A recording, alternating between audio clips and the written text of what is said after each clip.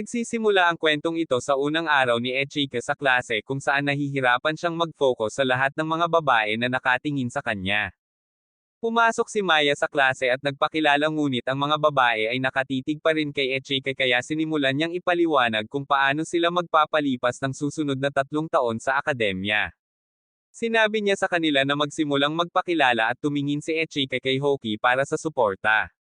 Ngunit tumalikod siya na iwan siyang may unti-unting pagtaas ng panic attack. Pagkatapos ay sinabi ni Maya na siya na ang magpakilala kaya kumuha siya ng ilang sandali upang makakuha ng lakas ng loob bago tumayo upang sabihin sa kanila ang kanyang pangalan. Ang kanilang kaitikot-takot na pagtitig at ang desisyon ni Hoki na umiwas ng tingin ay naging sanhi ng labis na pag-aandar ng kanyang utak kaya tumanggi siyang magsalita ng anupaman na iniwan silang lahat na tulala. Noon muntik nang mabutas ni Chifuyo ang kanyang bungo. Pagkatapos ay pinasalamatan niya si Maya sa pagpuno sa kanya at sinubukan niyang malaman kung bakit biglang nasa klase ang kanyang kapatid na babae na halos hindi na umuuwi. Sinabi ni Chifuyo na siya ang kanilang homeroom teacher at lahat ng mga babae ay nababaliw dahil lagi nilang pinangarap na makilala siya. Nagulat pa si Echika nang mabalitaan niyang magiging guro niya ito nang tanungin siya nito kung bakit hindi ito nagpakilala ng maayos. Bago niya matapos ang pagpapaliwanag sinubukan niyang ibagsak ang ulo nito sa desk at sinabihan siyang tawagin siya bilang senpei. Habang sinasabi niya sa kanila ang plano sa pagsasanay na ginawa niya para maging mahuhusay na piloto naalala ni Echika kung paano siya naging piloto ng Japan sa unang kompetisyon ng IS at nakuha niya ang gintong medalya.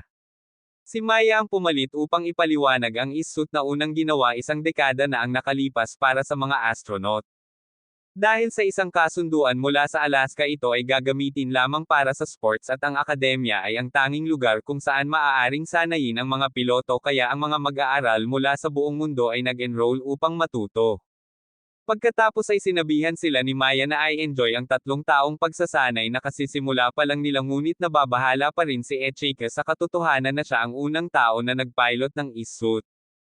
Pagkatapos ng lecture lahat ng babae sa akademya ay nakatayo sa labas ng klase para masilip ang sikat na ngayon na si Echika at ang mga babae sa klase niya ay nagtitipon din para pag-usapan kung sino ang unang magpipilot sa kanyang sausage. Nagsimula siyang magnanais na makauwi ngunit biglang hiniling ni Hoki na kausapin siya at sa bubong ng ilang sandali binasag niya ang katahimikan sa pagsasabing 6 na taon na ang nakalipas mula noong huli silang nag-usap. Binabati niya siya sa pagkapanalo sa paligsahan ng kendo mula sa nakaraang taon ngunit nagtanong siya kung paano niya nalaman ang tungkol dito. Pagkatapos sabihin na nabasa niya ito sa pahayagan sinabi niya sa kanya na ang kanyang signature hairstyle ang nagpakilala sa kanya sa klase. Nagulat siya na naaalala pa rin niya ito kaya sinabi niyang hinding-hindi niya makakalimutan ang isang kaibigang tulad niya ngunit tumunog ang kampana kaya nagsimula siyang bumalik sa loob habang tumatagal ito para kontrolin ang kanyang emosyon. Bumalik sa klase ang kanyang mga may sira na selula ng utak ay nagpupumilit na makasabay sa mga tala ng panayam kaya tinanong ni Maya kung kailangan niya ng anumang tulong at sinabi niya sa kanya na hindi niya maintindihan ang alinman sa mga ito. Pagkatapos ay tinanong niya kung sino man sa mga batang babae ang may parehong problema ngunit siya lang pala ang may negatibong IQ. Nang maglaon isang batang babae ang lumapit sa kanyang mesa at sinubukan niyang tanungin kung sino siya ngunit sinimulan siyang sabihin ni Cecilia na magpasalamat na nakausap pa siya nito. Sinabi niya na hindi niya alam kung sino siya at nakakaasar iyon kaya sinabi niya sa kanya ang kanyang pangalan at sinabing siya ang kinatawa ng piloto ng England. Pinipigilan niya itong humiyaw at biglang sumeryoso ang mukha nito habang tinatanong siya kung ano ang representative na piloto. Ang kanyang tanong ay nagpatigil sa kanilang lahat at si Cecilia ay nagtanong kung ang lahat ng mga batang Hapones ay kasing pipi niya. Ipinaliwanag niya na ang isang kinatawa na piloto ay ang pinakapiling piloto mula sa isang bansa na nangangahulugang siya ang pinakamahusay na piloto sa England. Habang papalabas sinabihan niya siya na humingi ng tulong sa kanya kung kailangan niya ito dahil siya lang ang may sapat na lakas upang talunin ang isang examiner sa entrance exam. Sinabi niya na ginawa rin niya iyon at na-trigger siya kaya ipinaliwanag niya kung paano ito nangyari at sinabi niyang siya lang ang babaeng gumawa nito. Pumutok siya sa mukha nito kaya sinabihan siya nito na magpahinga ngunit lalo siyang nagalit at nagpa siya na ipagpatuloy ang pagagalitin sa kanya mamaya. Sa kanyang dorm room ng gabing iyon nasa sabik siyang manirahan doon ngunit pagkatapos ay narinig niya ang isang babae sa banyo at nagsimulang magwala ang kanyang sausage. Lumabas siya at napagtanto niya na ang mga bagong wax na melon ay kay Hoki kaya patuloy siyang nakatitig hanggang sa magtanong siya kung bakit siya naruroon. Sinabi niya sa kanya na ito rin ang kanyang silid ngunit kinuha niya ang isang kahoy na espada at pinatakbo siya palabas ng pinto. Sinubukan niyang ipako siya sa pintuan ngunit umiwas siya at nakakita ng isa pang pares ng melon bago napagtanto na lahat ng mga babae ay nakatingin sa kanya. Nang maramdaman ang panganib nakiusap siya kay Hoki na pasukin siya muli kaya nagpa siya itong magpakita sa kanya ng awa. Sa loob ng silid tinanong niya kung sinadya niyang mag-sign up upang maging kasama niya sa kwarto ngunit sinabi niya sa kanya na hindi niya ito isinasaalang-alang. Agad niya itong inatake muli dahil sa ayaw niyang makasama ngunit may mga batang babae na nagsimulang magkomento sa kanyang karahasan kaya isinara niya ang pinto. Binibigyan niya siya ng ilang panuntunan upang gawing mas madali para sa kanila ang pamumuhay ng magkasama ngunit nagsimula siyang magtanong kung makikibahagi siya sa banyo sa iba pang mga babae. Nararamdaman niya ang kanyang kulturang pag-iisip at nagbabantang dinidisiplina siya ngunit humawak din siya ng espada para lumaban at hindi sinasadyang dinala nito ang kanyang bra. Pagkatapos niyang kunin ito mula sa espada at mapahiya hiningi niya ang laki ng tasa niya at natamba siya. Sinusubukan niyang kumain ng almusal sa kanya sa susunod na araw ngunit may tatlong iba pang mga batang babae na dumating upang kumain kasama niya kaya umalis siya. Sinabi niya sa mga batang babae na sila ay magkaibigan noong bata pa sila ngunit hindi rin niya maalala ang ilang mga detalye mula sa kanilang nakaraan. Sa sandaling iyon nagpakita si Chifuyo upang tapusin sila ng almusal at sinabing siya rin ang kanilang doormaster para sa taon. Sa klase sinabihan niya sila na pumili ng class representative na lalaban sa paparating na interclass tournament at lahat sila ay nagsimulang mag-nominate kay Echika. Sinubukan niyang tanggihan ang nominasyon ngunit pagkatapos ay nagsimulang magdaldal si Cecilia tungkol sa kung paano ito magiging kahihiyan sa kanyang bansa kung hahayaan nilang maging kinatawa ng klase ang isang brain-dead na otako na tulad niya. Nagalit siya at sinabihan siyang itigil na ang paglalagablab sa kanyang bansa ngunit nagdaragdag lamang iyon ng gatong sa kanyang apoy kaya hinamon siya nito sa isang tunggalian at agad niyang tinanggap.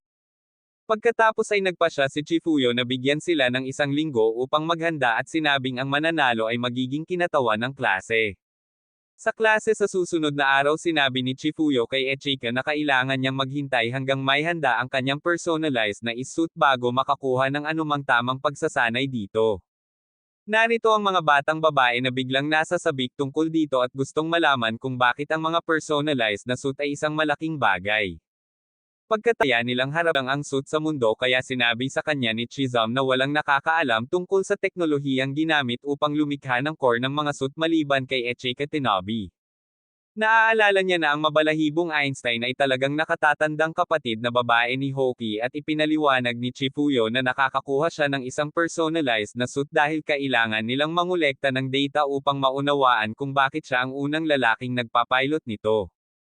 Tinanong siya ng isa pang kaklase kung kapatid ni Hoki si Tenobi at sinabi niyang oo na humahantong sa buong klase na nagtanong kay Hoki kung alam niya kung bakit biglang nawala si Tenobi. Sinabi ni Hoki na wala siyang sasabihin sa kanila dahil hindi niya gusto ang kanyang kapatid kaya sinabihan ni Chifuyo si Maya na ipagpatuloy ang lecture. Naglalaan si Moot at sinabihan silang tretuhin ang mga suit bilang isang kasosyo ngunit kulang pa rin si Echika ng lakas sa pagproseso ng utak na kinakailangan upang maunawaan ang pangunahing loika. Maya-maya ay nagtanong si Maya kaya nagtanong ang isa sa mga isang relasyon. Pagkatapos ng lecture sinabihan ni Echika si Hoki na kumain ng tanghalian kasama niya at inanyayahang mag-buzz off. Hinayla siya nito at sinabing kailangan niyang sumama sa kanya ngunit tumanggi ito at itinulak siya pababa. Tinanong ay naghiwalay ngunit sinabi niya na siya ay palaging mahina at ang ibang mga batang babae ay nagpa siya na kumain ng tanghalian ng mag-isa. Nagpa siya si Echika na magseryoso at hinayla siya kasama niya para kumain ng tanghalian. Hawakan niya ang kanya at naghanap ng mesa at sumama siya sa kanya bago humingi ng tulong sa kanya upang maiwasang mapahiya ni Cecilia.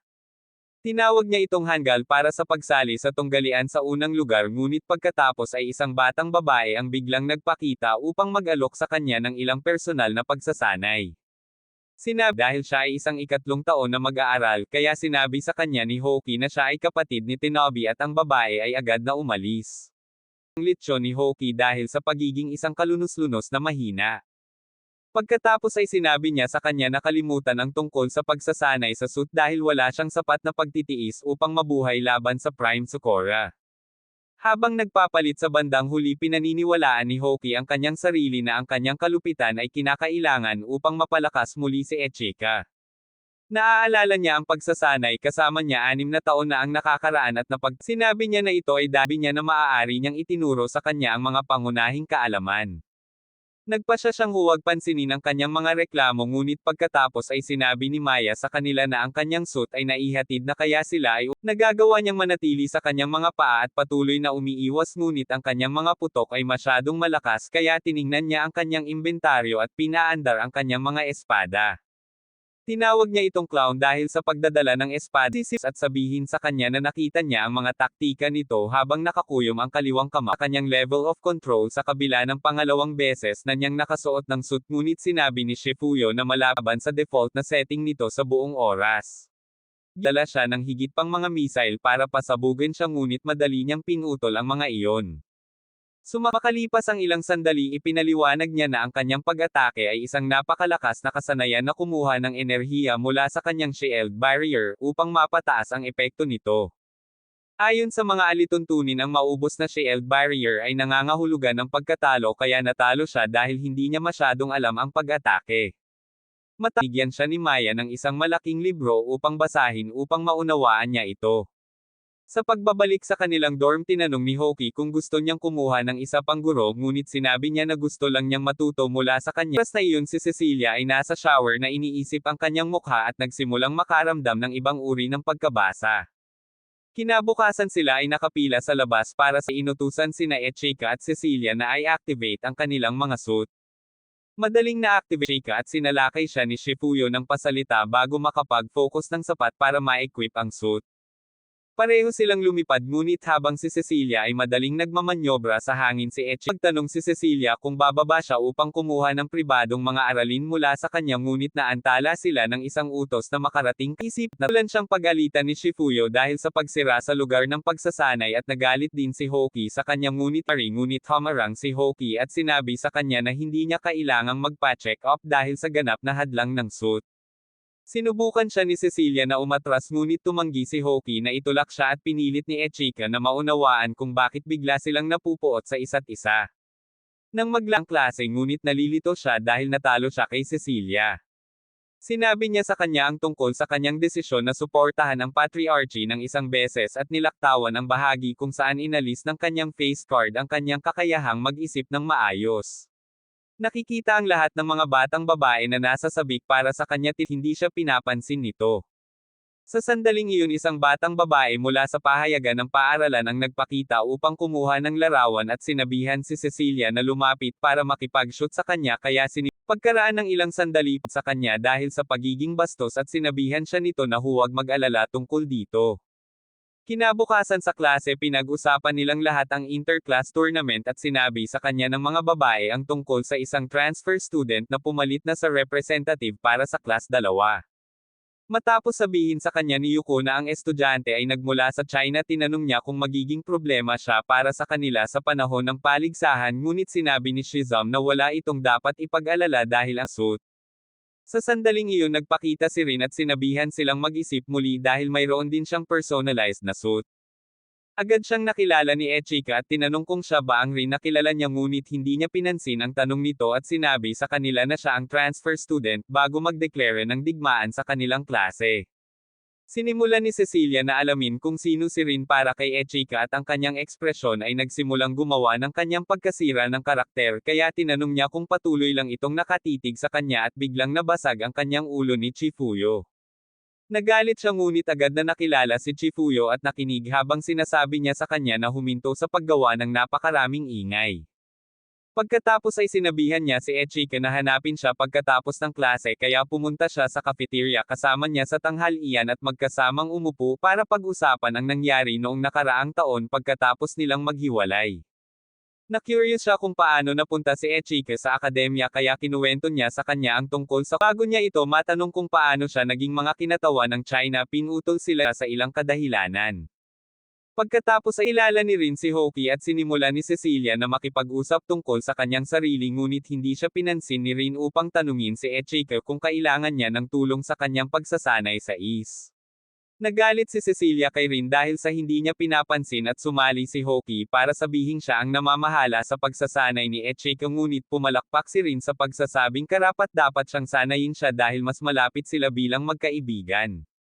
Pagkatapos ay sinabi ni Hoki na kumakain siya sa kanyang lugar noong bata pa sila upang igiit ang pangangibabaw ngunit sinabi rin ni Rin sa kanya ang parehong bagay kaya nagsimula siyang liwanag na may restaurant ang pamilya ni Rin tinanong niya siya para umalis at sinabing hanapin siya pa sa kwarto ngunit nagpakita si Rin niya kung nag-iisa siya nang wala siyang ngunit siya ay walang kaalam-alam gaya ng dati at sinabing na-miss niya lang na magkaroon ng makakasama. Sinimulan niyang bigyan siya ng berdeng ilaw at umaasa na matalino siya upang maunawaan ngunit niya sa kanya na sila ay mga kasama sa kwarto at siya ay nabigla. Pagkatapos ay sinabi niya na mas maganda ang pakiramdam niya sa kanya dahil bata pa sila at nagbibigay iyon ng ideya kay Rin kaya sinundan siya nito sa silid at nakiusap kay Hokis ngunit hindi niya ito pinansin at tinanong si Echika kung naaalala niya ang isang pangako na minsan nilang ginawa sa isa't isa. Naasar si Hokis ang klase sa pamamahala ng galit. Pagkatapos ay naalala ni Echika ang pangako at nasa sabik si Rin na marinig ito ngunit sinabi niya na ito ay karaniwang isang kasunduan para sa kanya na maging chef niya at halos mapor. Pagkatapos ay nagpasya siya na kung sino sa kanila ang mananalo sa kanilang tunggalian sa paligsahan. Sa araw ng paligsahan nakasot na siya at nakakakuha ng ilang karagdagang tip mula sa mga babae bago siya ihatid para makipagkita kay Rin. Binibigyan niya siya ng huling pagkakataon para humingi ng tawad ngunit tinanggihan niya ito pagbaril kaya pareho silang naniningil para sa laban. Sinubukan ni Rin na putulin siya gamit ang kanyang espada ngunit hinaranggan niya ito gamit ang kanyang espadali. Umiwas sa tamang panahon ngunit sinabi niyang warm-up round lang iyon at naniningil para sa isa pang putok na nagpapadala sa kanya ng pagbagsak sa dumi. Nagawa niyang panatilihin ang kanyang sarili sa isang piraso. Pagkatapos na makaiwas sa isa pang serye ng mga naaalala niyang nagreklamo siya kay Chifu tungkol sa kanyang suit na mayroon lamang Star Wars sword at kung paano niya sinabi sa kanya na ang espada lang ang kailangan niya para manalo kapag ginamit niya ito sa labanan. Hindi raw sila magka-level pero sinabihan siya nitong patuloy na tumutok sa kung ano ang magagawa niya gamit ang espada. Nang mainit pa rin si Rin sa kanyang buntot si Echika ay patuloy na umiiwas sa kanyang mga pag-at huli niya itong matagpuan kumilos siya at napagtanto niyang malapit na siyang pumalakpak. Ngunit pagkatapos ay isang sinag ang biglang bumaril sa hadlang ng arena at nagdulot ng malaking pagsabog. Sinabi sa kanila ni Maeda na nakompromiso ang kalasag kaya sinabi ni Rin kay Echika na bumalik sa hukay ngunit isang hindi kilalang is-suit ang nakalock sa kanya kaya't lumingon siya sa paligid upang makita at ay nagsimulang mag-power up kaya dinala siya ni Echika upang iwasan ang sabog. Siya siyang tumabi hanggang ang lahat ng mga estudyante ay ligtas nang makaalis at tinanong si Rin kung okay lang siya dito. Bumabamahan ng piloto sa himpapawid at nagsimulang magpaputok ng mga sinag. Matapos nilang iwasan silang lahat nag-alok si Maeda na takpan si Echika gamit ang kanyang mga blasters upang mailabas niya ang piloto gamit ang kanyang espada.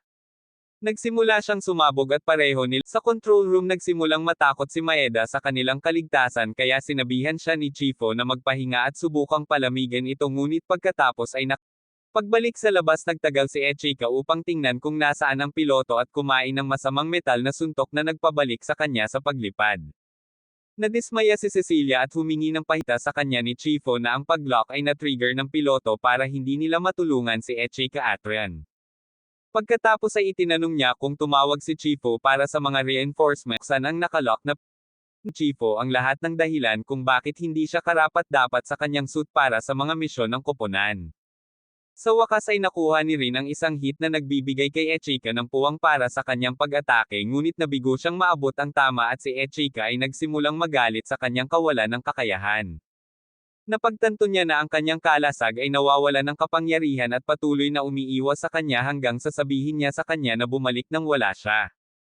Tumanggi siyang mamuno sa labanan kaya nag-aalok siya na bantayan siya.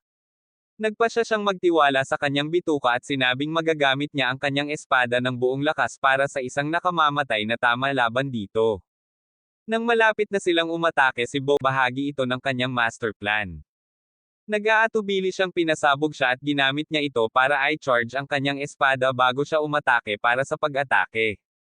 Pinutol niya ang braso ng suit ngunit kumuha din siya ng isang brutal na suntok na nagtulak sa kanya sa lupa. Sandaling iyon binigyan niya si Cecilia ng senyales at pinasabog niya ang piloto gamit ang kanyang mga blasters bago gamitin ang kanyang canyon para sa isang huling putok sa dibdib nito.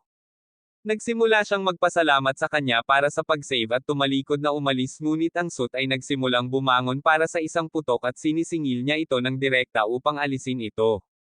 Nang gabing iyon sa infirmary sa Mandelson, sinabi niya sa kanya na gusto niyang subukang muli ang luto ng kanyang mga magulang kaya naman bumalik siya sa China.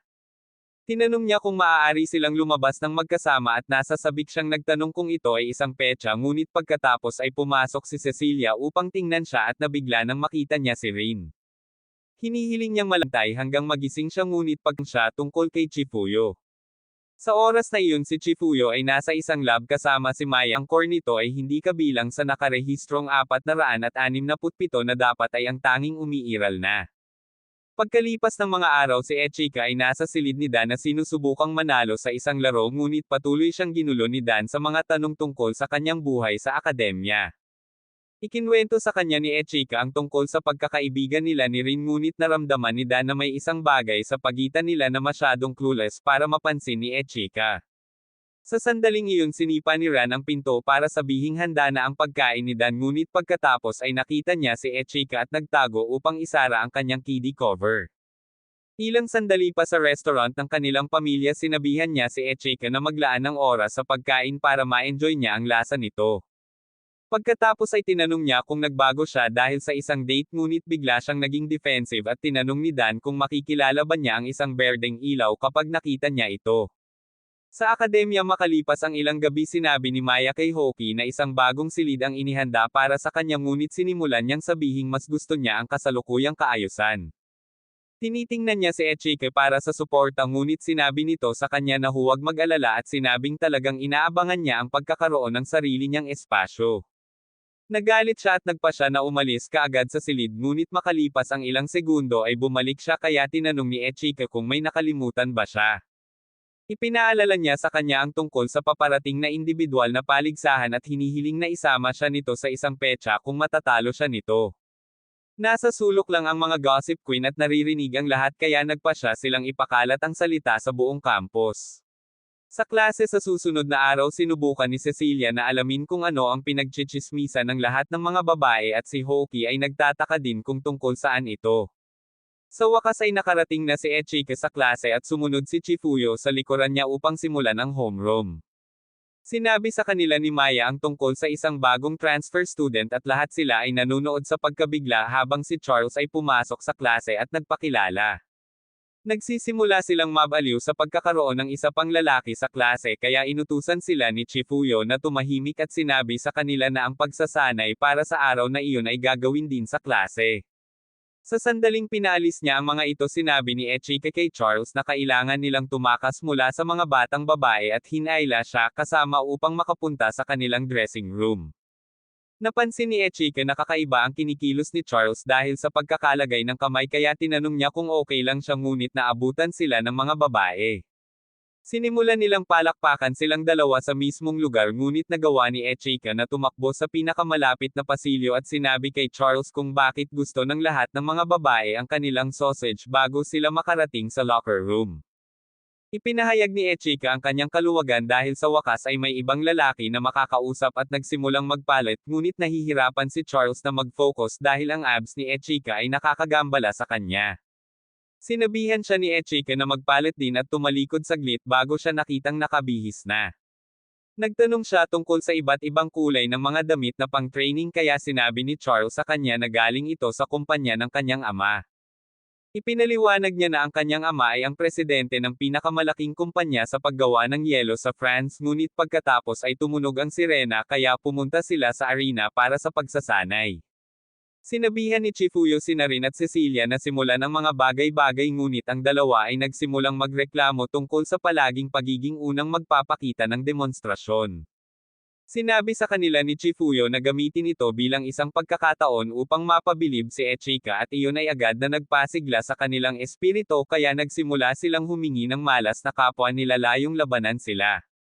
Sinabi ni Chifuyo na talagang magiging maya ito na nahihirapang kontrolin ang kanyang suit at nabangga si Echika. Sa paano man ay pinipiga niya ang kanyang mga melon kaya pinahintulutan siya nitong kunin ang isa pa at sinabing hindi niya utol na maging hipag ni Chifuyo.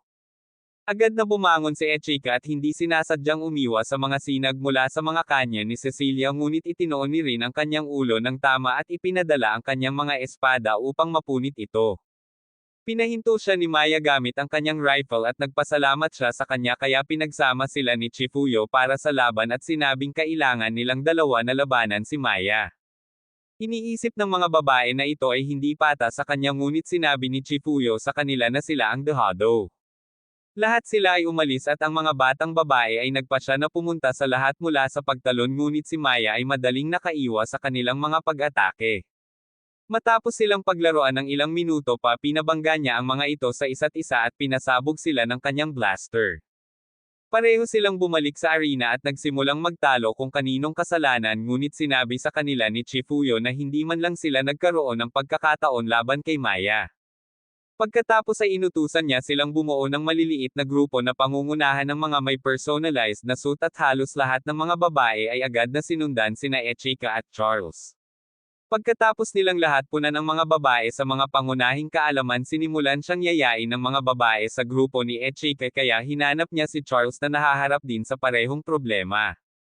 Tinapos ni Echika na turuan si Kyoka na maglakad gamit ang suit at sinabihan si Hoki na umakyat ngunit sinabi niya sa kanya na ang sabungan ay masyadong mataas para sa kanyang midget limbs. Pagkatapos ay pina-activate siya ni Maya sa kanyang suit at sinabihan siyang buhatin siya ngunit nagtago siya sa likod ng suit sa kahihiyan. Lumipad siya at binuhat siya at pumalit ang mga paro-paro sa tiyan kaya tinanong niya kung mayroon siyang anumang plano para sa tanghalian habang umaakyat. Tinanggap niya na makasama siya ng tanghalian at sobrang nasasabik siya rito ngunit ang excitement ay nagiging galit kapag iniimbitahan niya ang iba para sa tanghalian para hindi sila makaramdam ng pag-iwas. Nagpasalamat si Charles kay Echika sa pagpayag sa kanya na sumama sa kanila ngunit sinabi ni Echika na walang problema dahil magiging roommate sila. Pagkatapos ay ipinakita sa kanya ni Rin ang ulam ng baboy na ginawa niya at natuwa siya ngunit humarang si Cecilia upang ipakita sa kanya ang kanyang mga sandwich. Kinagat niya ang isa at ipinadala nito ang kanyang taste bud sa Grim Reaper ngunit nagkunwaring gusto niya ito at humingi ng pagkain kay Hoki. Ang pagkakita sa kanyang pagkain ay nagbabalik sa kanyang panlasa kaya siya ay kumagat at pinagaling ang mga ito mula sa trauma ng sandwich ni Cecilia. Pinakain niya siya mula sa kanyang mga chopstick at pinagseselosa ng iba pang mga babae ngunit pagkatapos ay tinanong ni Charles kung sila ay mag-asawa at ginawang galit ang kanilang selos. Pareho nilang sinimulan na pilitin ang kanilang mga pagkain sa kanyang lalamunan upang tabyusan ang kanilang sarili. Sa silid ng gabing iyon sinabi ni Echika kay Charles ang tungkol sa kanyang pagsasanay kaya hiniling ni Charles na sumama sa kanya dahil mayroon din siyang personalized na suit at tinanggap ni Echika. Kinabukasan sa klase sinabi ni Mina sa kanila ang tungkol sa isa pang transfer student mula sa Germany bago inutusan ni Chifuyo si Laura na magpakilala. Tinugunan niya si Chifuyo bilang drill master na kakaiba kay Echika bago sabihin sa kanya ang kanyang pangalan. Pagkatapos ay lumapit siya kay Echika at sinampal bago sinabing hinding-hindi niya matatanggap na siya ang nakababatang kapatid ni Chifuyo. Nang maglaon ng iba pang mga mag-aaral ay nasa kanilang swordsmanship sa mga suit habang ang mga batang babae ay nagsimulang magtrabaho sa kawalan ng katalinuhan ni Echika. Sinabi niya sa kanila na subukang gawing simple ang mga bagay para maunawaan niya ngunit sinimulan nila siyang litsyon dahil sa pagpupuno ng kanyang utak ng mga porn video. Sa kabutihang palad nagpakita si Charles sa kanyang suit at humiling kay Echika para sa isang sparring match upang iligtas siya mula sa mga babae. Ilang sandali pa si Echika ang sumugod sa pag-atake gamit ang kanyang espada ngunit hinarang ito ni Charles bago lumipad upang makalayo. Madali niyang iniiwasan ang mga pag-atake ni Echika at kalaunan ay naglabas ng machine gun na nagsimulang kumain sa kalasag ni Echika. Sinubukan ni Echika na labanan ito ngunit ang mga bala ay sadyang napakalakas at tuluyang naubos ang kanyang hadlang. Dumating sila at sinabi sa kanya ni Charles na wala siyang karanasan sa mga pangmatagalang armas kaya naman patuloy siyang natatalo. Pagkatapos ay nagtanong siya tungkol sa kanyang espada kaya sinabi ni Echika sa kanya ang lahat ng natutunan niya tungkol dito at ipinaliwanag ni Charles kung bakit ang kakayahan nito ay talagang pumipigil sa kanya na manalo sa mga laban. Makalipas ang ilang sandali nagtakda si Charles ng target at iniabot kay Echika ang kanyang baril bago ipaliwanag na maaaring makipagpalitan ng mga armas ang mga piloto pagkatapos i-unlock ang mga ito para magamit ng iba pang rehistradong piloto. Pagkatapos ay pumunta si Charles sa likuran niya upang tulungan siyang makaposisyon at ang mga batang babae ay nagsimulang maghinala sa kanilang kakaibang pagkakalapit. Sa tulong ni Charles nagawa ni Echika na mabaril ang lahat ng mga target at nagpasalamat sa kanya para sa aralin ngunit biglang nagpakita si Laura sa isang ikatlong henerasyong German suit. Naasar ang mga babae dahil sa sampal kanina at hinihiling na malaman kung bakit siya nagpakita ngunit hindi niya pinansin ang mga ito para hamanin si Echika. Tumanggi siya at sinabihan siyang isave ito para sa individual na paligsahan ngunit nagpasya siyang tumugon sa pamamagitan ng pagpapatikim sa kanya ng kanyang blaster. Hinarang ni Charles ang pagbaril bago siya ipinakilala sa kanyang dalawang maliliit na kaibigan at tinawag niya itong hanggal para sa paghamon sa kanyang second generation suit. Pumalakpak siya pabalik sa pagsasabing mas mabilis ang paggalaw ng kanyang suit kaysa sa kanyang na-upgrade na lata at pagkatapos ng maikling titig nagpasya siyang umatras. Nagsimulang magtanong ang mga babae kay Echika kung bakit nahuhumaling si Laura sa pagpalakpak sa kanya. Maya-maya nasa locker room siya at nag-iisip ng tanungin ni Charles kung okay lang siya kaya nagpasalamat siya sa pag-save at nagsimulang magpalit. Isinuot ni Charles ang kanyang kamisete at sinabing magpapalit siya sa silid ngunit lumapit si Echika sa kanya upang malaman kung bakit nahihirapan siyang magpalit sa kanya. Bago siya makatakas hinayla siya ni Echika at sinabihan siyang itigil ang pagiging mahiyain ngunit sumigaw siya ng may kaina-hinalang mataas na tono at tumakbo palayo. Sa kanyang pagbabalik sa dorm nagpasalamat si Echika tungkol sa sampal ni Laura at sa sinabi nito bago marinig ang pag-uusap nila ni Chifuyo. Tinanong niya si Chifuyo kung bakit siya nag-aaksaya ng oras sa akademya at nagmakaawa sa kanya na bumalik sa Germany ngunit sinabihan siya ni Chifuyo na itigil ang pag-iisip na siya ay espesyal at sinabing pagod na siya sa kanyang pag-ungol kaya tumakbo si Laura. Pagkatapos ay sinabihan ni Chifuyo si Echika na ihinto ang pag-eavesdrop sa kanya at sinabing dapat siyang magsanay bago ang paligsahan dahil siya ay masyadong mahina. Sinubukan niyang umalis ngunit pinigilan siya nito upang tanungin kung kinasusuklaman siya ni Laura dahil sa nangyari sa ikalawang paligsahan ng ngunit sinabi niya sa kanya na huwag mag-alala tungkol dito at umalis. Noon si Echika ay nakidnap ng kakaibang sindikato na hindi nagpahayag ng kanilang motibo at kinailangan ni Chifuyo na i-forfeit ang finals para iligtas siya.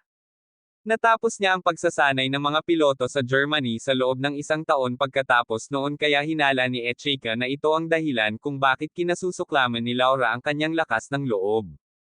Pagkarating sa kwarto narinig ni Echika si Charles sa shower at naalala niyang hindi niya pinalitan ang lumang sabon. Kinuha niya ang bago sa paliguan upang bigyan siya at nakita na si Charles ay tila may malaking pares ng mga tagagatas. Matapos ay scramble ng mga melon ang kanyang utak sa loob ng ilang segundo binigay niya sa kanya ang sabon at lumabas bago tuluyang sumipa ang pagkabigla. Ilang sandali pa lumabas siya at tahimik na umupo sa kanyang kama sa loob ng ilang minuto kaya ginawa niya ang mga ito ng tsaa para basagin ang katahimikan.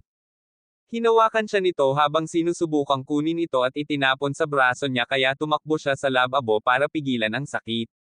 Tumakbo siya para tulungan siya ngunit nakalimutan niyang hindi pa rin nakabalot ang kanyang mga melon hanggang sasabihin niya sa kanya. Makalipas ang ilang sandali ay nakaupo na sila at sinabi niya sa kanya na pinagsinungalingan siya ng kanyang ama tungkol sa pagiging isang babae para sa kanilang kumpanya. Inihayag niya na talagang ginugol niya ang kanyang buong buhay na hindi siya kilala hanggang sa pumanaw ang kanyang ina. Iyon ay nang siya ay dinala sa kumpanya para sa ilang mga pagsubok na nagsiwalat ng kanyang mataas na pagkakatugma sa mga suit.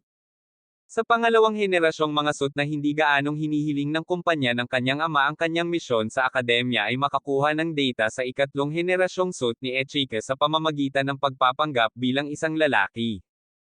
Humingi siya ng paumanhin sa pagsisinungaling sa kanya ngunit nagalit siya sa katotohanang nagsisilbi siyang kasangkapan para sa kanyang ama at sinabi sa kanya na inabando na rin siya ng kanyang mga magulang sa Shifu.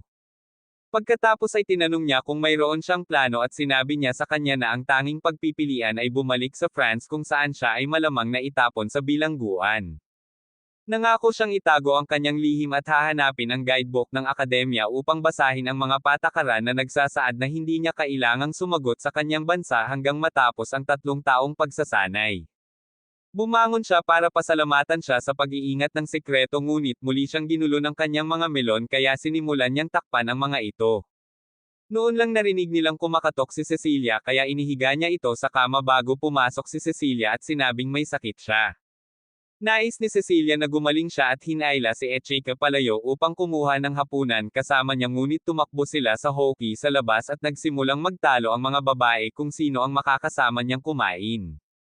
Nagpasya silang dalawa na ihatid siya sa hapunan at makalipas ang ilang sandali bumalik siya na may dalang pagkain para kay Charles.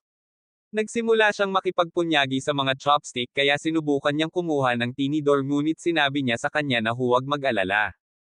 Sinabi niya sa kanya na ihinto ang pagsisikap na gawin ang lahat ng mag-isa kaya kinuha niya ang kanyang payo at hiniling na pakainin siya. Sa una ay nag-aalangan siya ngunit nakuha ng mga mata nito ang puso niya kaya kinuha niya ang mga chopstick at sinimulang pakainin siya. Samantala si Laura ay bumalik sa arena na nakikipag-usap sa kanyang sarili tulad ng sinumang matinong tao at hinugot ang kanyang takip sa mata bago nangako na aalisin si Echika.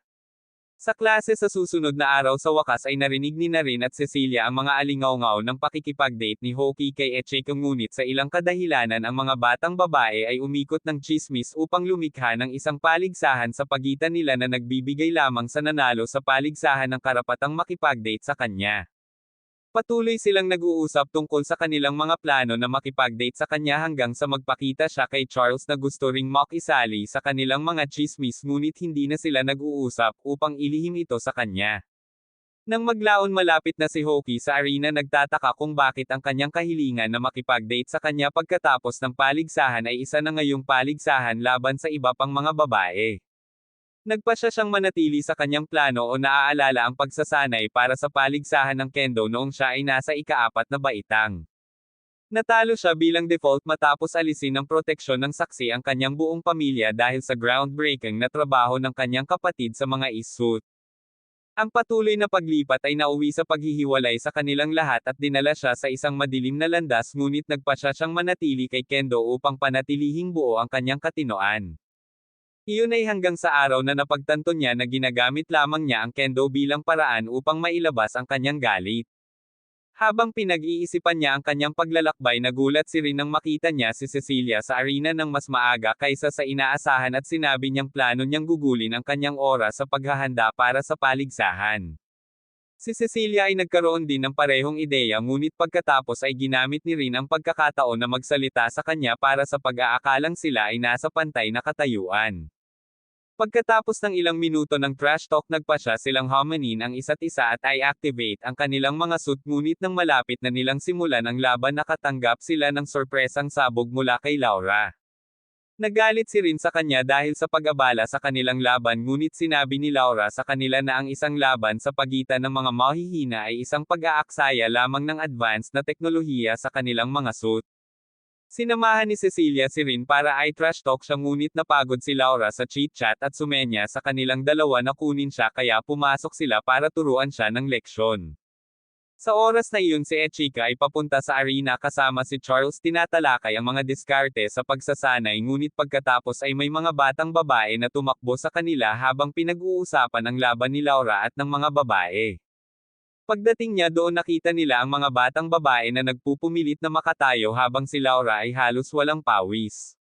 Bumalik si Rin at ginamit ang kanyang mga kanyen para pasabugin siya ngunit sinabi sa kanya ni Laura na walang silbi ang mga pag-atake at hinaharangan sila ng kanyang hadlang.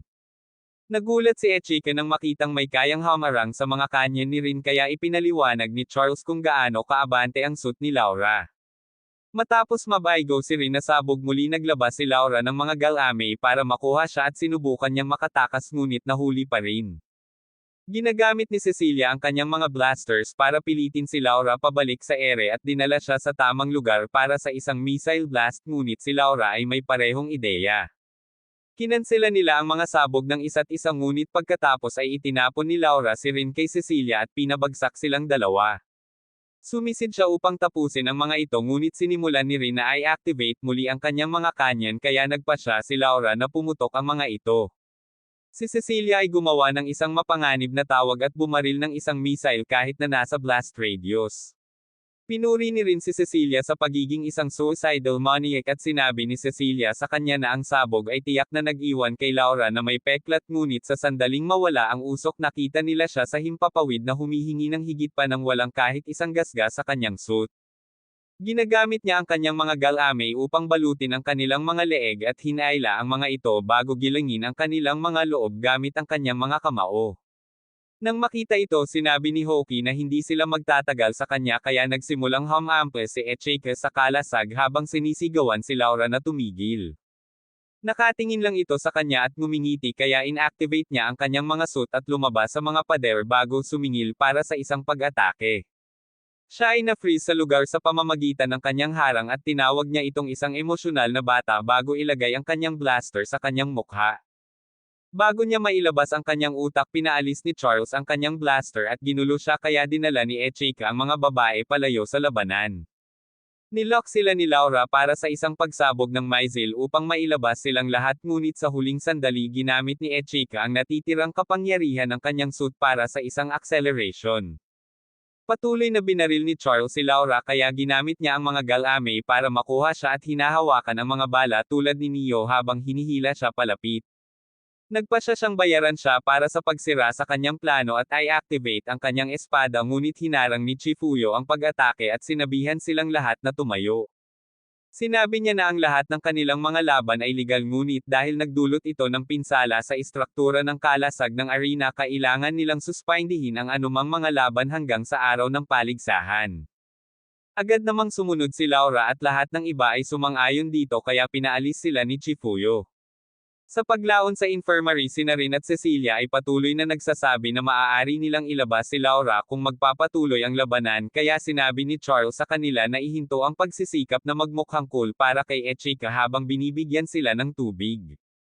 Nagsimula siyang magtanong kung pareho silang may nararamdaman para sa kanya kaya pinipigilan nila siyang ilabas ang kanilang mga sikreto at sinubukan ni Echika na hilahin ang mga ito palayo ngunit sa huli ay nabuksan niyang muli ang ilang mga sugat. Bago nila matapos ang pagtawag sa kanya ng numbskull lahat ng mga babae sa kanilang klase ay sumugod upang ipakita sa kanila ang mga patakaran ng paligsahan. Para maging patas magkapare silang maglalaban kaya nagsimulang hilingin ng mga babae si Echika na makipagpare sa kanila ngunit pinili niya si Charles kaya lahat sila ay umalis na durog ang kanilang mga puso. Sinimulan ni Rin at Cecilia na humiling na maging kanyang mga kasosyo ngunit nagpakita si Maya upang sabihin sa kanila na imposible dahil ang kanilang mga suit ay may depekto pa rin. Sinabi nila sa kanya na hindi ito magiging problema ngunit nagseryoso siya at pinagbabawalan sila na lumapit sa mga suit kaya't sinabi nilang dalawa kay Echika na siguraduhin siya ang mananalo para walang ibang magsama sa kanya sa isang date. Sa kanilang silid ng gabing iyon tinanong ni Echika si Charles kung bakit siya ay patuloy na nagsasalita tulad ng isang lalaki kapag sila ay nag-iisa kaya ipinaliwanag niya na mahirap mag-out of character dahil siya ay ginugol ng mahabang panahon sa pagsasanay upang maging isang lalaki. Nangangako siyang sisikapin niyang maging mas girly para sa kanya at sinabihan siya nito na huwag masyadong mahirapan ang sarili bago magpalit sa labas. Pinipigilan niya siya at sinabing maaari silang magbago ng magkasama ngunit kakaiba pa rin ang pakiramdam niya tungkol dito kaya iminumungkahi niyang tumalikod sila sa isa't isa. Matapos habarin ang kanyang kamisete nakarinig siya ng isang katok at nakita siyang nasa perpektong posisyon para sa isang kabog ngunit nakita niya itong nakatitig sa kanyang dump truck at nagsimulang mataranta. Pinipigilan niya itong sumigaw ngunit natapilok ang kanyang pantalon at hinubad ang mga takip ng plot nito kaya gumamit siya ng sipa sa mukha na nanlamig sa kanya para hindi siya makakita ng sobra. Ilang sandali pa inihiga siya nito sa kama at inisip ang gabing natuklasan niya ang sekreto niya bago siya binigyan ng goodnight kiss. Sa araw ng paligsahan binago sina Charles at Echika at sinubukang hulaan kung ano ang mangyayari kung makakaharap niya si Laura. Sa sandaling iyon na-upload ang mga laban at lumalabas na kailangan nilang dalawa na labanan ang Hoki at Laura sa unang round. Makalipas ang ilang sandali tumaas ang tensyon habang nakatingin sila sa isa't isa hanggang sa maubos ang timer at agad na sumingit si Echika para sa pag-atake. Na-freeze siya sa kalasag ni Laura at tinawag siya ni Cecilia na tanga dahil 2 beses siyang nahulog sa parehong bitag. Ganun din ang nararamdaman ni Laura at nasa sabik na tapusin siya kaya itinapat niya ang blaster nito sa mukha nito ngunit lumabas si Charles mula sa likuran ni Echika at inilagay ang shot of target sa huling sandali.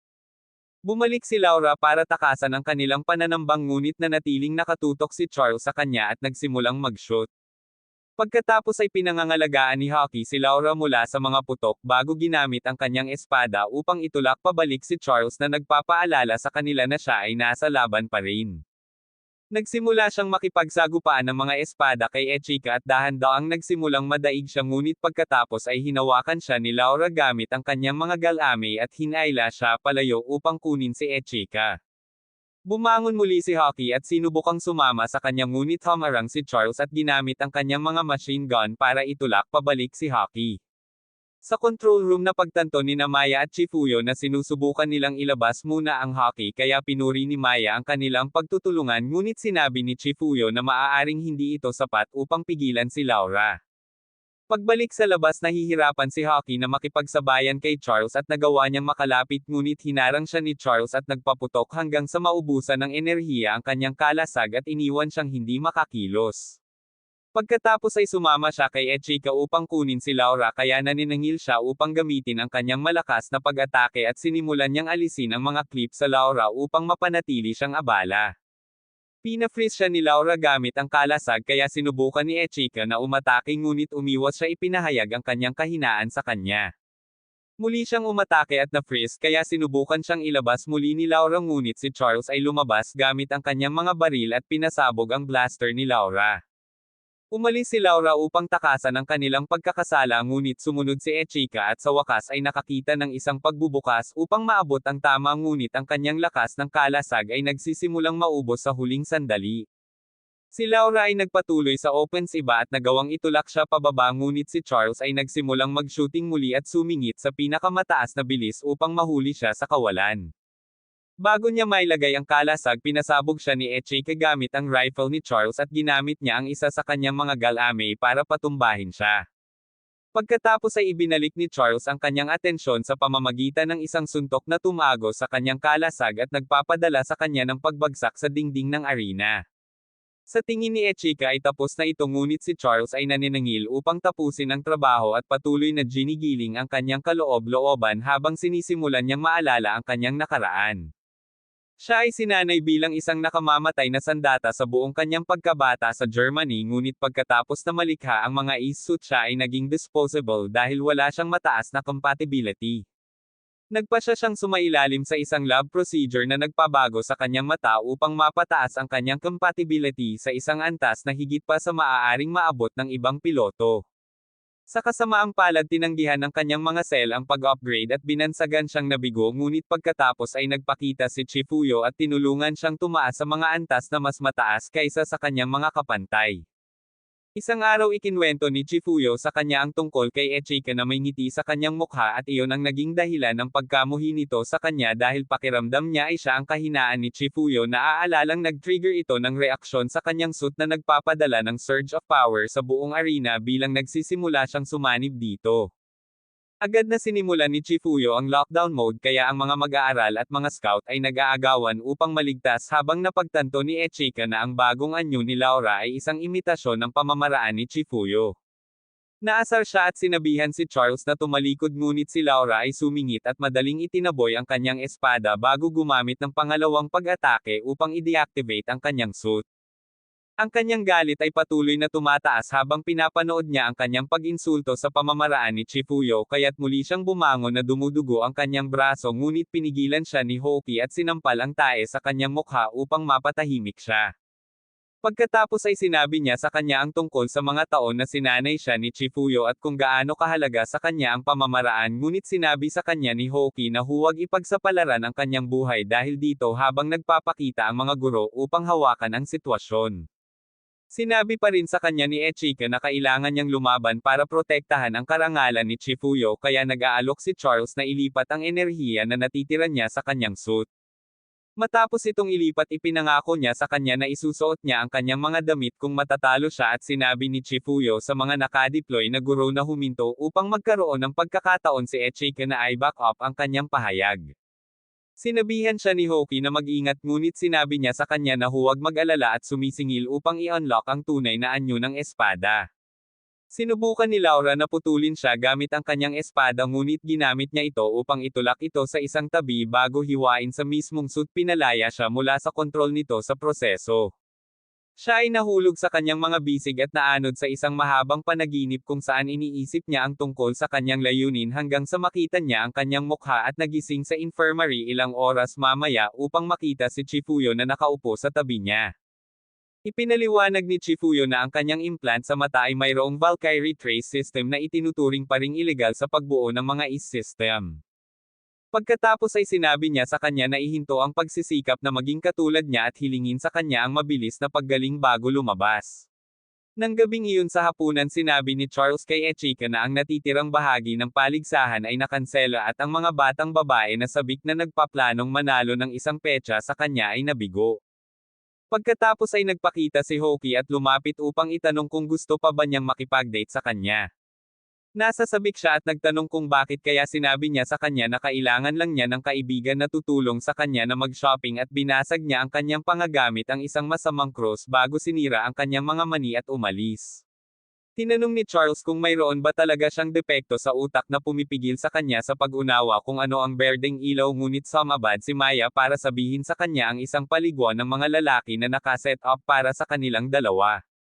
Makalipas ang ilang sandali sinusubukan ni Echika na ibabad ang lahat ng mainit na tubig ngunit pagkatapos ay nagpakita si Charles at binago ang chemistry ng kanyang utak sa kanyang plano. Pumasok siya para ibahagi ito sa kanya ngunit nagsimula siyang mawala ng kontrol sa kanyang espada at sinubukang umalis kaya sinabi niyang mayroon silang mahalagang pag-usapan para manatili siya. Nakaupo silang nakatalikod sa isa't isa at sinabi niya sa kanya na nagpasya siyang hindi umuwi dahil sa kanya. Siya pagkatapos ay tumalikod at pinindot ang kanyang mga melon sa kanyang likod habang sinasabi sa kanya na simulan ang pagtawag sa kanyang Charla.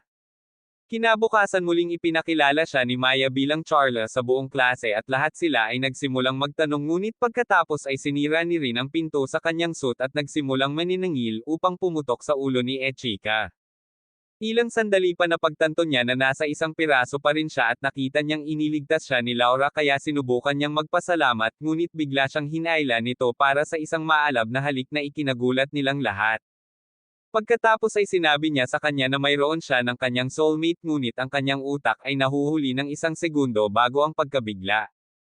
Nang gabing iyon tumatawag si Taban habang nagtatrabaho at nalaman kaagad na si Hoki iyon kaya sinimulan niya itong asarin hanggang sa pagbabante ni Hoki na ibababa ang tawag. Pinakiusapan siya ni Taban na manatili sa linya at sinabihan siyang tapos na niyang gawin ang kanyang personalized na Ayasut. Kinaumagahan nagising si Echika sa kama at naramdaman niya ang mga paa ng isang tao na pumulupot sa kanya kaya nagising siya sa takot at nakita si Vorep sa ilalim ng mga kumot na nakalabas ang kanyang balak. Nagising siya sa pagsigaw nito at ibinaba ang mga kumot pinirito ang kanyang mga mata sa kanyang plano sa proseso. Nagsisimula siyang magtanong kung bakit siya nakahiga sa kanyang kama kaya sinabi niya sa kanya na natural na bahagi ito ng pagiging soulmate. Inabot niya ang kanyang daliri para masiguradong totoo nga siya.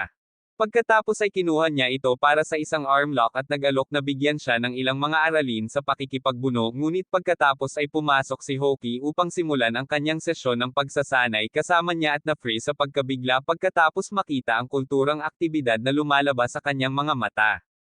Pagkatapos ay sinabihan siya ni Laura na ihinto ang pag-abala sa kanilang pag-eehersisyo sa umaga at nawala ang kanyang tae.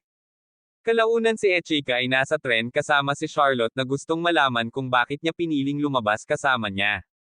Ipinaliwanag niya na siya lamang ang maaari niyang isama bilang isang escort para sa kanyang shopping trip at agad niyang pinagsisihan ito. Pagbaba nila sa tren tinanong niya kung masama pa rin ba ang loob niya kaya pumayag siyang patawarin siya sa kondisyon na magkahawak sila ng kamay. Madali siyang sumang-ayon at tinawag siyang matalino para unahin ang kanilang kaligtasan sa pamamagitan ng pagsisikap na manatiling magkasama at nagsimula siyang maunawaan kung bakit palaging dinudurog ng ibang mga babae ang kanyang mga mani. Nagtungo sila sa mall nang hindi nila namamalayan na buong umaga na pala silang sinusundan nina Cecilia at Rin. Nagpasya si Rin na sa wakas ay oras na para tapusin sila ngunit pagkatapos ay nagpakita si Laura kaya't pareho silang naglagay ng kanilang mga bantay umaasang isa pang laban. Sinubukan ni Laura na sundan si Echika ngunit pinigilan nila ito at ipinaliwanag ang kanilang misyon na maunawaan ang relasyon nila ni Charlotte. Nagpasya si Laura na sumali kaya patuloy silang sinusundan hanggang sa huminto si Echika upang mag-isip ng isang palayaw para kay Charlotte. Masyado siyang nasasabik dito sa hindi malamang dahilan kaya binigyan siya nito at pinadadala ang mga paro-paro sa kanyang tiyan. Mahigpit siyang sumunod sa likuran niya hanggang sa makakita siya ng tindahan ng alahas at sinabihan siyang magpatuloy para may makuha siya. Sa panahong iyon hirap na hirap si Dan na bitbitin ang lahat ng mga bag na kinuha ni Ran at tinanong siya kung bakit kailangan niya ng napakaraming swimsuit. Pagkatapos ay ipinaliwanag niya kung gaano nauugnay ang lahat ng ito at nagsimulang uminit ngunit pagkatapos ay tumakbo si Echika sa kanila at muntik siyang atakihin sa puso. Nagsimula siyang magtanong kay Dan tungkol sa kanilang relasyon ngunit ayaw nitong sabihin tungkol sa mga shopping bag ngunit pinalayas siya ni Rand para pigilan siyang mag-oversharing at tinanong si Ichiko kung bakit siya nasa mall. Ikinwento niya sa kanya ang tungkol sa beach class na paparating nila at sinabi niya sa kanya ang tungkol sa desisyon niyang sumali sa akademya sa darating na taon kaya hilingin niya ang swerte niya sa entrance exams. Sinimulan niyang hanapin si Dan ngunit pagkatapos ay hinailan ni Shroma at si Ichiko at dinala siya sa isang dressing room upang pigilan ang mga batang babae sa pag-abala sa kanila. Nagambala si Laura sa mga swimsuit at narinig niya ang ilang mga batang babae na nag-uusap tungkol sa kung paano sila masusuklam ng kanilang mga nobyo kung sila ay kasing flat niya. Pagkatapos ay tinitingnan ni Charlotte kung nariyan pa sila at nagsimulang maghubad kaya tumalikod si Ichiko upang labanan ang kanyang mga demonyo. Habang dahan-dahan niyang inaalis ang lahat ipinaglalaban niya na alisin sa kanyang isipan ang imahe ng kanyang balak at kalaunan ay nakahanap ng kaunting kapayapaan sa mga numero ngunit pagkatapos ay sinabihan siya nito na tingnan ang kanyang swimsuit at makalimutan niya kung paano magsalita. Sa mga sumunod na sandali narinig nila ang isang pamilyar na boses sa labas bago sila mahuli ni Chifuyo sa Maya. Habang tinuturuan sila ni Maya ng aral tungkol sa moralidad tumawag si Laura kay Clarissa at inilagay sa alerto ang lahat ng Black Rabbit Squad. Ipinaliwanag niya ang sitwasyon ng swimsuit at ang kanyang bagong layunin na palakpakan si Ichiko kaya tinanong ni Clarissa ang kanyang kasalukuyang sitwasyon sa wardrobe at nagalit sa kanya dahil wala siyang sapat na sapat upang itago ang kanyang kakulangan sa estrogen. Pagkaraan ng mga araw sa isang dalampasigan binigyan sila ni Maya ng mga tagubilin para sa kaligtasan bago magsimulang makipaglaro kay Ichiko ang mga babae. Umakyat si Rin sa kanyang balikat at tinawag si Dibs na makipaglaro muna sa kanya ngunit pagkatapos ay nagpakita si Cecilia at sinabi sa kanya na tuparin ang pangako na ginawa niya sa kanya habang papunta sa dalampasigan. Nag-set up siya at ipinaalala sa kanya na kailangan niyang lagyan ng sunscreen kaya naghanda siyang tuparin ang kanyang pangako at nagsimula sa pamamagitan ng paghawak sa likod nito ngunit nagiging masyadong sensitibo siya. Nagsabon siya ng maayos at dahan-daang sinimulan itong kuskusin dahilan para makagawa siya ng masasayang ingay habang ang iba pang mga babae ay nagnanais na makipagpalitan sila ng mga lugar sa kanya.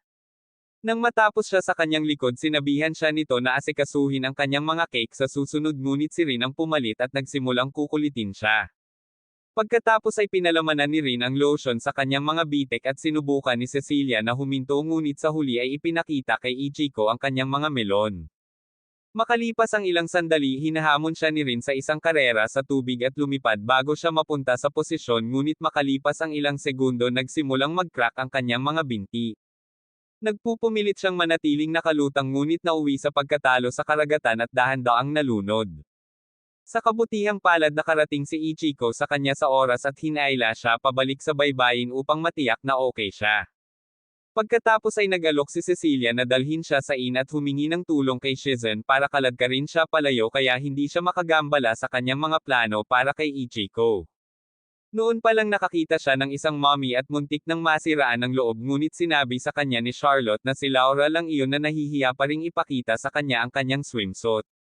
Matapos mabigang kumbansihin siya nagpa siya si Charlotte na tanggalin ang kanyang mga saplot para makita ni Ichiko at sinabi niya sa kanya na mukhang cute ito.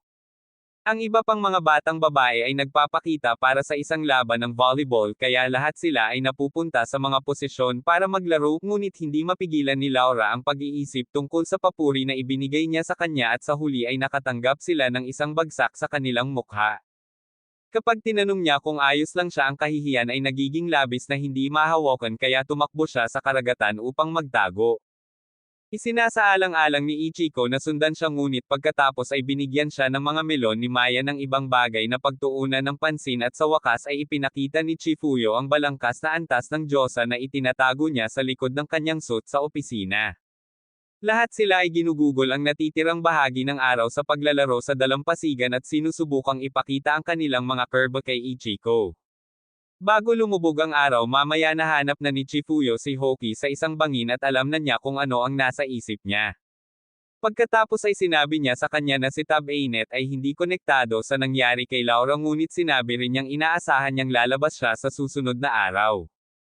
Makalipas ang ilang oras naligo silang lahat at nagkita-kita para maghapunan. Nasa sabik si Ichiko matapos niyang matikman muli ang wasabi kaya nagpa siya si Charlotte na subukan din ito at diretsyong ipadala sa impyerno ang kanyang taste buds. Matapos bigyan ng tubig si Charlotte na pansin ay nagmumungkahi siyang umupo sa mesa ngunit sinabi niya sa kanya na huwag mag-alala tungkol dito.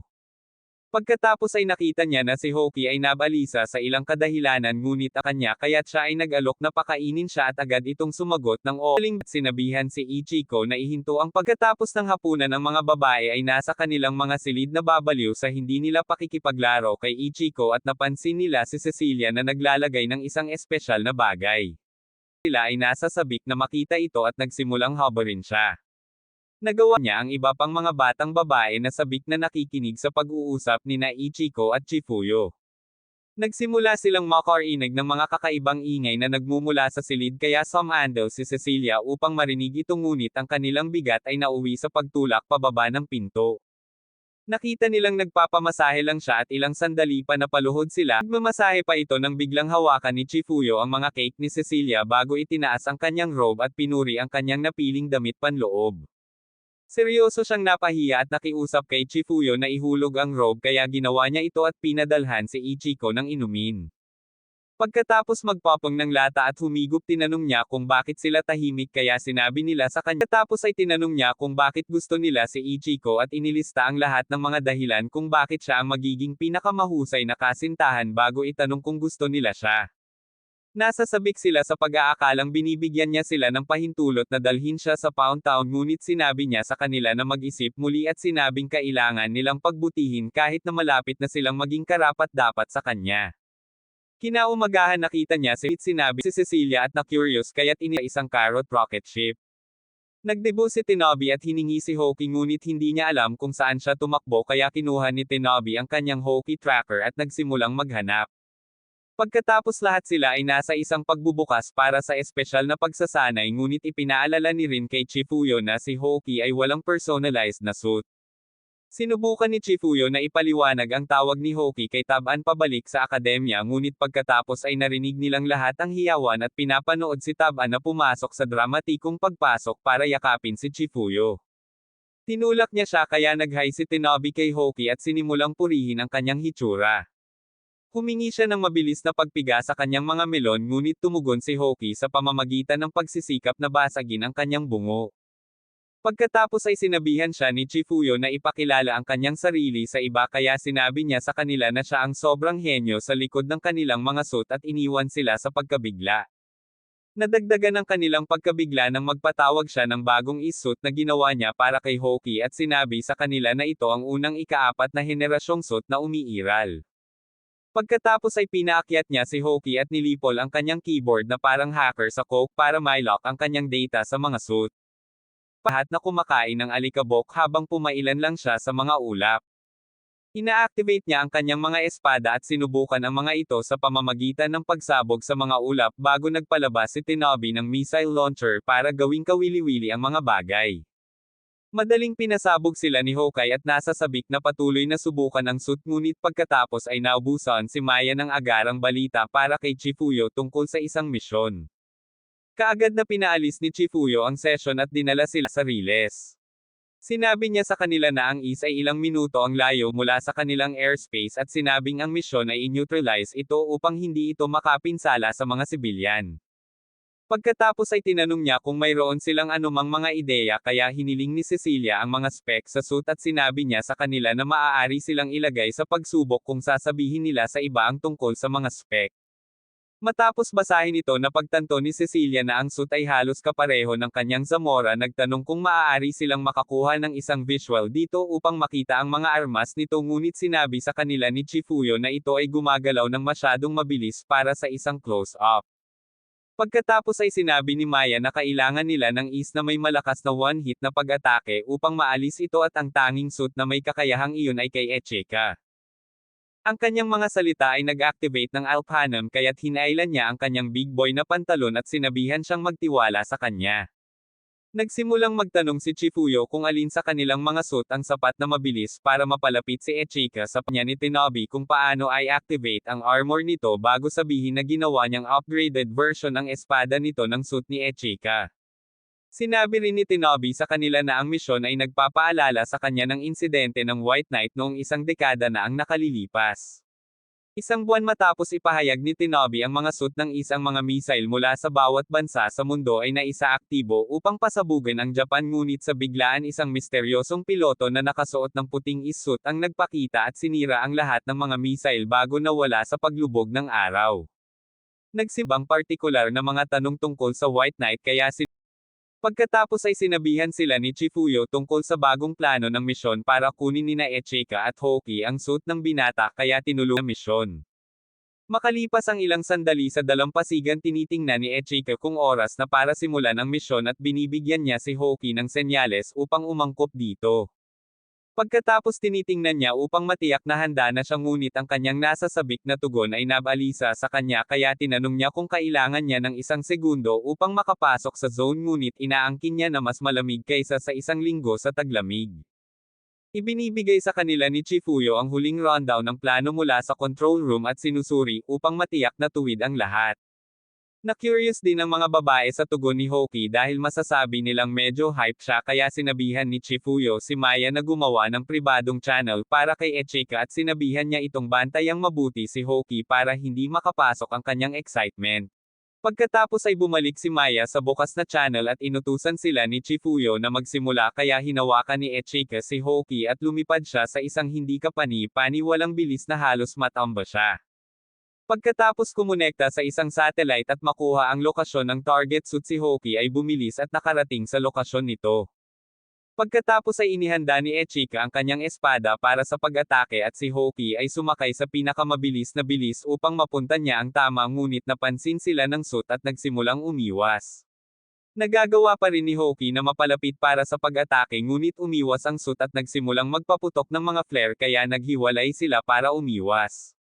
Iminumungkahi ni Echika ang pag-atake mula sa magkabilang panig kaya naniningil sila at patuloy na sinusubukang umatake habang iniiwasan ang mga flare hanggang sa magkaroon ng ideya si Hoki.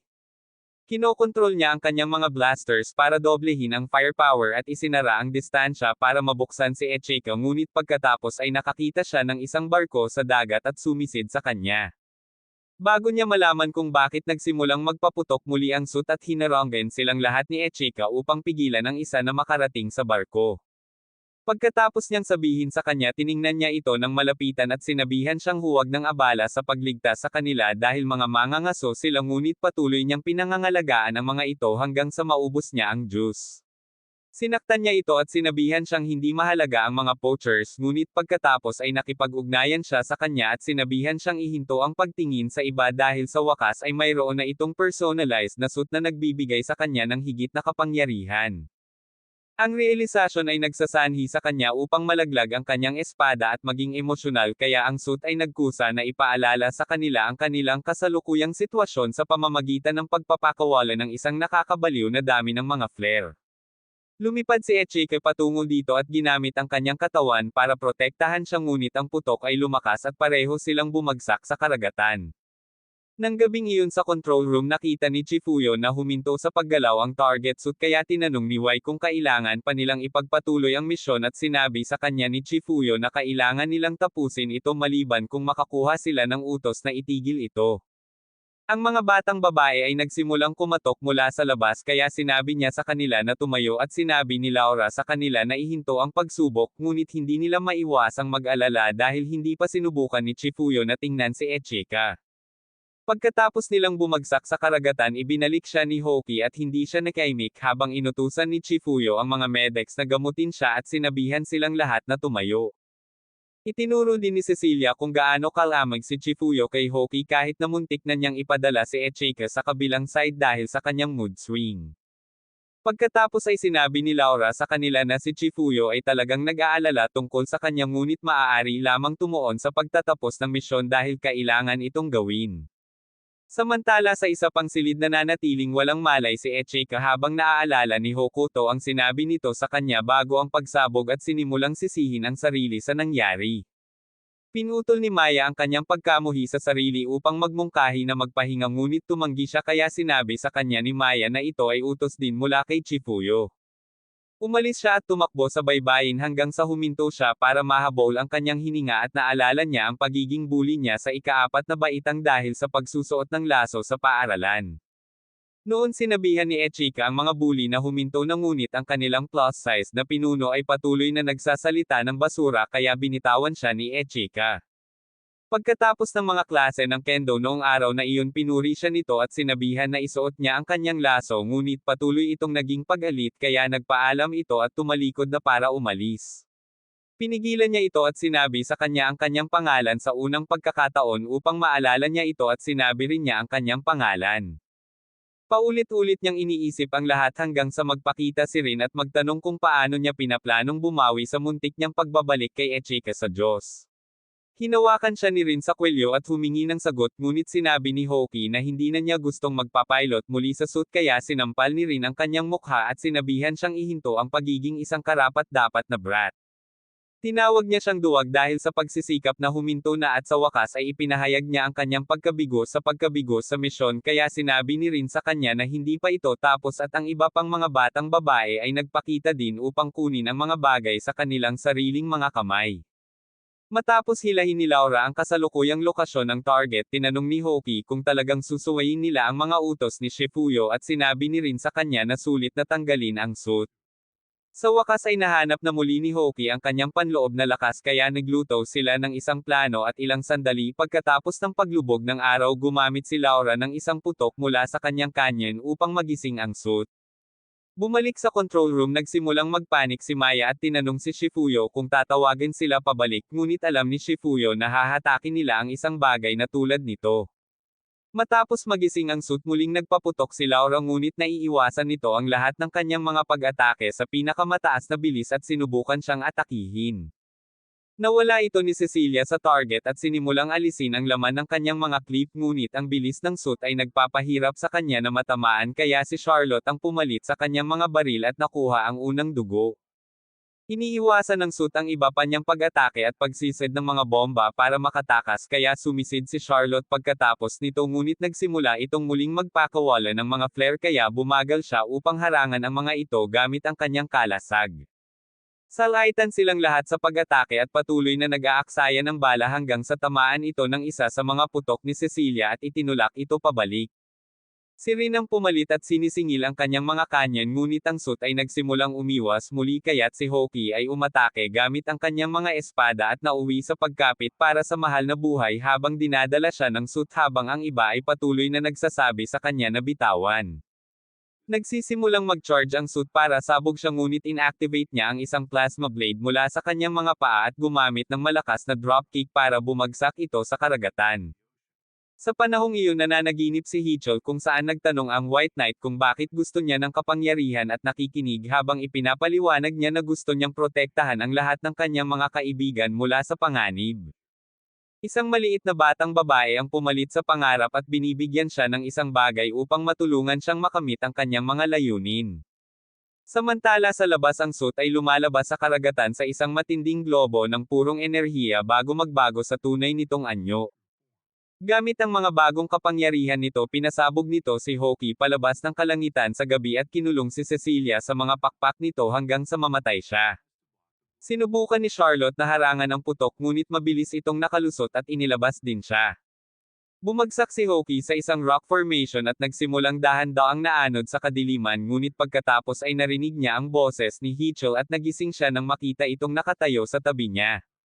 Nagulat siya at nagtanong kung okay lang siya kaya sinabi niya sa kanya na ayos lang ito at binigyan siya ng bagong laso bilang regalo sa kaarawan. Pagkatapos ay humarap siya sa suit. Samantala pabalik sa control room wala pa ring swerte si Maya sa pagpapanumbalak ng komunikasyon sa kanila kaya sinabi sa kanya ni Chufio na malamang na sila mismo ang nagdiskonekta.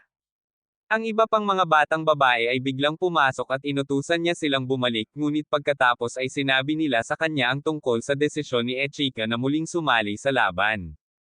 Napagtanto ni Maya na nag-activate siya ng isa pang anyo ng kanyang suit kaya nanunood sila habang pinapagana niya ang isang mas malakas na kalasag upang pigilan ang mga flare ng suit.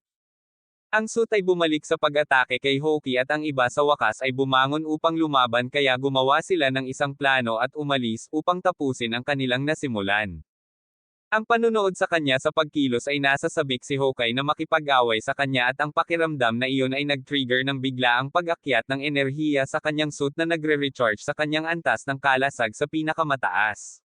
Si Echika ay patuloy na nag-charge habang ginagamit ang kanyang kalasag ngunit ang kanyang antas ng enerhiya ay nagsimulang bumaba kaya ang mga batang babae ang pumalit at si Hoki ay naglilipat ng enerhiya upang ma-recharge din ang kanyang kalasag. Sinabi niya sa kanya na maghanda para sa pagtatapos ng paglipat at mag-isa siyang magsusuot ng suit hanggang sa makakita siya ng pagbubukas para sa kanya. Nahuli ang suit at itinulak siya palayo upang ipagpatuloy ang pakikipaglaban kay Echika ngunit humingi siya ng tulong mula kay Laura upang magambala ito. Nagawa pa rin itong makaiwas sa kanya at nagpadala ng 12-dosenang flare para pasabugan si Laura kaya pumalit sina Cecilia at Rain at mabilis na naiabot sa kanila ang kanilang mga asno. Muling sumingit si Echika ngunit sa pagkakataong ito ay kinuha niya ang suit at itinulak ito ng napakabilis hanggang sa bumagsak sila sa baybayin. Sinusubukan nitong pigilan siya sa paglago sa kalasag ngunit binigay niya dito ang natitirang lakas na natitira niya at tuluyang naputol. Babalik sila sa mamaya at kumuha ng listahan ng mga parusa mula kay Chifuyo hanggang sa ipaalala sa kanya ni Maya na isinapanganib nila ang lahat para sa misyon. Kinikilala ni Chifuyo ang kanilang katapangan at pinuri sila sa pagbabalik nito ng ligtas bago nagpasyang bigyan sila ng natitirang araw. Sa hapunan mamaya ang iba pang mga batang babae ay patuloy na nagtatanong para sa lahat ng mga detalye sa labanan kaya ipinaliwanag nila ang termino ng pagkakulong na naghihintay para sa kanila kung ilantad nila ang mga classified na impormasyon at biglang napagtanto na nawawala sina Echika at Hoki. Sa oras na iyon si Tab Ainet ay nasa gilid ng isang bangin na mangha sa suit ni Hoki ngunit pagkatapos ay nagpakita si Chifuyo upang sabihin sa kanya na alam niyang ang suit ni Hoki ay talagang suit ng White Knight na may mga upgrade. Pagkatapos ay iniikot niya ang isang teorya na karaniwang nagpapaliwanag kung paano si Tab Ainet ang nasa likod ng Japan na muntik nang masabugan ang unang pag-activate ng suit ni Echika at ang unmanned suit na kakatanggal lang nila. Bago niya maikonekta ang ilang iba pang mga tuldok hinaila siya ni Tab Ainet ng isang Houdini. Makalipas ang ilang sandali si Echika ay nasa isang bato malapit sa baybayin iniisip ang lahat hanggang sa lumitaw si Hoki sa kanyang swimsuit at pinatay ang kanyang utak ng 1 minuto. Umupo siya kasama niya at nagtanong tungkol sa kanyang mga sugat mula sa unang sagupaan kaya sinabi niya sa kanya na wala itong dapat ipag-alala ngunit ipinaalala niya sa kanya kung gaano ito mapanganib at sinabing mali para sa kanya na patawarin siya ng ganoon kadali. Pagkatapos ay pinapikit niya ang kanyang mga mata at pinitik ang kanyang ulo bilang parusa ngunit naiinitin siya at sinimulang idiin ang kanyang mga melon sa kanya. Matapos humila pabalik ipinatong niya ang kanyang mga kamay sa kanila at tinanong kung nakikita siya nito bilang isang babae. Yumuko siya upang bigyan siya ng sagot gamit ang kanyang mga labi ngunit pinigilan siya ng isang blaster at halos matanggal ang kanyang ulo. Habang hinihingi ni na Laura Charlotte at Rin ang lahat ng sagot umalis na si Cecilia sa malalim na dulo kaya hinawakan niya si Hoki at tumakbo palayo upang protektahan ang kanilang mga utak mula sa pagkawasak. May magandang intensyon ba si Tinobi sa likod ng kanyang tendensyang ipagsapalaran ang buhay sibilyan o isa lang siyang psychopath na nagsisikap na gawing isang Transformers Gladiator ring ang buong planeta?